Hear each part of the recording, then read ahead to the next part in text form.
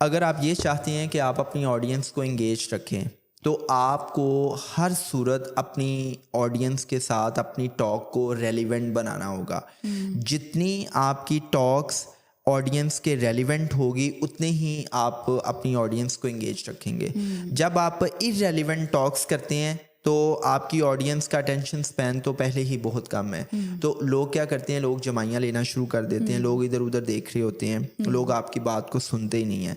तो इसमें there are so many ways and means कि आपने अपनी ऑडियंस को कैसे कनेक्ट रखना है। उसमें आप एक तो उनके साथ इंटरैक्टिव टॉक्स करते हैं, आप कोई ना कोई स्टोरी सुनाते हैं, आप कोई ना कोई रिडल पूछ लेते हैं, कोई आप ऐसी यूनिक सी बात पूछ लेते हैं, कोई वियर्ड किस्म का क्वेश्चन कर लेते हैं कि जिससे आपकी ऑडियंस जो है वो आपके साथ कनेक्ट रहती है। लेकिन इसमें जो बॉटम लाइन है वो ये है कि आपका जो कंटेंट है, आपकी जो टॉक है वो ऑडियंस के रेलिवेंट होनी चाहिए। लेट्स सपोज कि अगर मैं पढ़ाने गया हूँ असिस्टेंट कमिश्नर्स को, तो वहाँ पे मैं उनकी जॉब के रिलेटेड या उनकी लाइफ डायनामिक्स पर बात करने की बजाय मैं बातें शुरू कर दूँ पुलिस सर्विस की, तो वो मैं रिलेट नहीं कर पाऊँगा। मुझे एसीज़ की प्रोफेशनल लाइफ की डायनामिक्स को डिस्कस करते हुए चीज़ों को उनकी जो जेडी है उसके साथ रिलेट करना है। जब मैं उनके साथ रिलेट करूँगा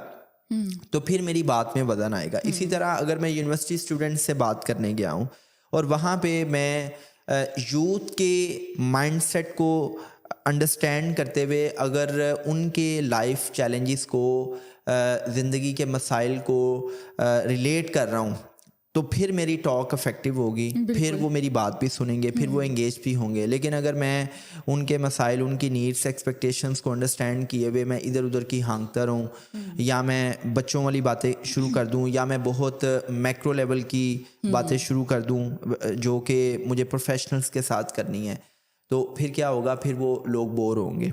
राइट।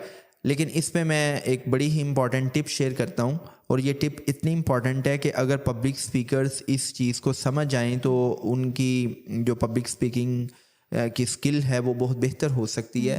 कि आप जब भी स्टेज पर जाएं, जब भी आप स्टेज पर जाएं तो कभी भी आप लोगों के चेहरों की तरफ ना देखें कि लोग आपको कैसे रिस्पॉन्ड कर रहे हैं। देखें 80-20 रूल अप्लाई होता है हर जगह पे। 20% ऑडियंस ऐसी होगी कि जो आपको बड़ी दिलजमी से, बड़ी दिलचस्पी से सुन रही होगी, वो आप में इंटरेस्टेड होंगे कि यार ये जो बंदा स्टेज पर आया है आखिर ये क्या बात करेगा।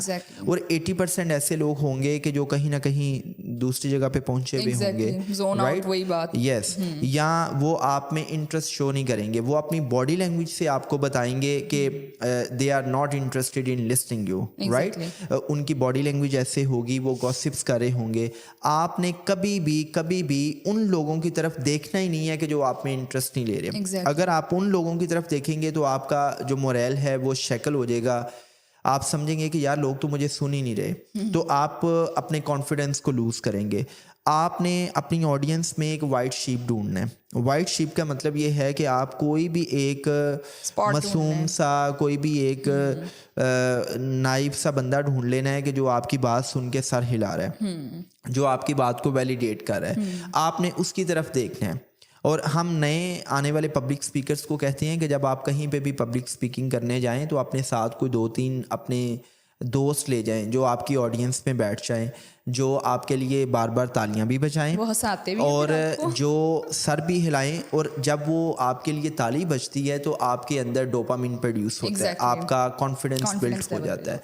तो आप क्या करें कि आपका फोकस उन लोगों की तरफ नहीं होना चाहिए जो लोग आपको नहीं सुन रहे। आपका फोकस किसी ऐसे इंसान पे होना चाहिए जो सर हिलाते हुए आपकी बात को वैलिडेट कर रहा है। और दूसरे नंबर पे आपका सारे का सारा फोकस अपने कंटेंट पे होना चाहिए। लोगों की तरफ ध्यान मत दें, आप लोगों की तरफ ना देखें। अगर बहुत ज़रूरी है लोगों की तरफ देखना तो आप लोगों के जो बाल हैं आप उनकी तरफ नज़र लगाएं, आप उनकी तरफ देखें, आप आई कांटेक्ट मेंटेन ना करें। क्योंकि बहुत से लोग आपकी बात सुनते हुए डार्टिंग कर रहे होंगे, इधर उधर देख रहे होंगे, गॉसिप्स कर रहे होंगे, तो आप कॉन्फिडेंस लूज़ करेंगे कि यार मेरी बात में वज़न ही नहीं है, लोग मुझे सुन ही नहीं रहे हैं। तो स्टार्ट में आप करें कि स्टार्ट में आप क्या करें कि आपका सारा फोकस अपने कंटेंट पर हो कि यार लोग मुझे सुन रहे हैं नहीं सुन रहे ये मैटर नहीं करता, it's none of my business. मेरा एक ही काम है कि जो कंटेंट मैं प्रिपेयर करके आया हूँ मैं पूरी एनर्जी के साथ डिलीवर करके जाऊँ।